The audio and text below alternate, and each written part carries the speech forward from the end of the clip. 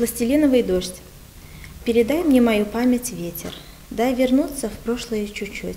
Там, где мы с тобой еще дети, и не страшно нам с тобой ничуть. Мне прижаться к тебе тихо-тихо, целовать замерзшие глаза. Ты прошепчешь на ушко неслышно, а с ресничек льдинкою слеза. Әлеге пластилин яңгыры дип аталган шигырь Маргарита иҗат иткән 200ләп шигырьнең берсе генә. Аның иҗаты да башкаларга ошамаган, үзенчәлекле, Маргаританың үзе шикелле тыйнак һәм кабатланмас. Яшьлектә уйнап кына яза башлаган 4 еллыкларының берсеннән-берсе эчтәлекле шигырьләргә әвереләсен ул үзе дә абайламый калгандыр мөгаен. Хәзер яшь язучының хыялы аларны туплап китап итеп чыгару. Стихотворение «Пластилиновый дождь» основано на реальных событиях. Это Пластилин яңгыры шигыре булган хәлләргә нигезләнеп язылды. Кичкенә чакта абыем белән еш кына өйдә үзебез генә кулларга туры килә иде. Шул вакыт кулыбызга пластилин алып төрле фигурлар ясарга ярата идек. Кичкенә кулларда пластилин әвәләгәндәге хатирәләр күңелемдә мәңге саклана.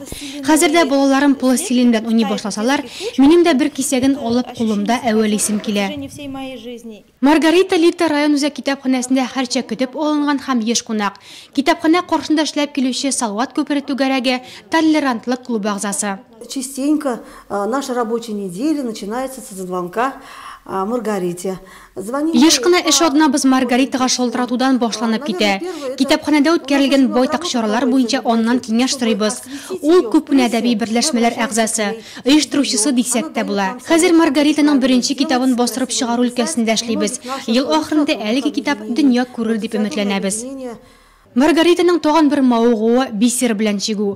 Бу эшкә күптән түгел генә алынса да, алар гаҗәеп күз явын алырлык. Ул нигездә иконалар чигә. Менә монысы улына бүләк. Шуңадыр мә күңелемә аеруча якынды. Когда еще в академии училась, мы ходили, посещали художественные выставки. Академиядә укыганда төрле күргәзмәләргә бара идек. Шуларның берсендә энҗидән чигеп ясалган иконага күзем төште. Үземнең дә шуны чигеп карыйсым килде. Ул вакытта эшләү алымнарын да белми идем әле. Шулай бер ялгышып, бер төзәтеп икона чиктем. Икона булай гына чигелми бит ул. Башта изге атакайдан Фатиха алырга кирәк. Менә бу иконаны өлкән улыма дуаларымны укып чиктем. Ул аның өчен бик кадерле бүләк булыр. Шулай да Маргаританың төп багланышы ул дуслык турыш бутуслак газетасы. 9 ел инде ул Чуаш бүлегендә журналист вазифасын башкара. Текстлар яза, яңалыкларны рус теленнән чуаш теленә тәрҗемә итә. Моннан тыш районыбызда яшәүче Чуаш милләте бердәм тату булып яшәсен өчен байтак эш башкара ул. Газета каршында эшләп килүче Радуга әдәби түгәрәген җитәкли. Работа журналиста уж она сама по себе не может быть неинтересной. Журналист һөнәре иң кызыклы һөнәрләрнең берседер ул мөгаен.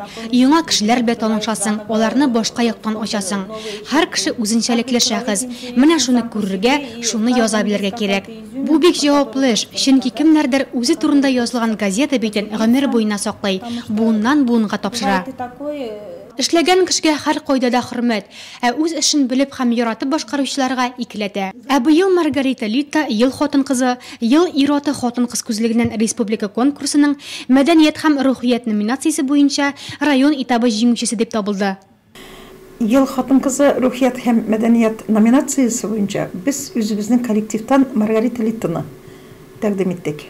Ул чуаш телендәге дубляжыбызда эшли. 2005 елдан бирле корреспондент, тәрҗемәче. Ләкин менә аны журналист буларак кына түгел, без аны менә шушы номинациягә бөтен яктан туры килә торган шәхес буларак тәкъдим иттек.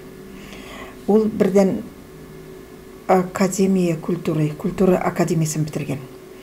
Икенчедән аның бүген ул шагыйрәдә, журналистта. Ул бөтен чуваш телендә язучыларны туплап оештырган мәдәни әдәби түгәрәкнең җитәкчесе дә. Ул үзе рус һәм чуваш телләрендә иҗат итә шигырьләр. Ул кулында аның килмәгән эше юк. Анардагы тыйнаклык, анардагы иплелек, анардагы җайлылык, менә булар бөтенесе шушы номинациядәге хатын-кызда булырга тиешле сыйфатлар дип уйлыйм мин. Игелекле, күңеле шикелле үк аның теле дә бай. Һәм без аны бик бу номинациягә лаеклы кандидат дип уйлыйбыз.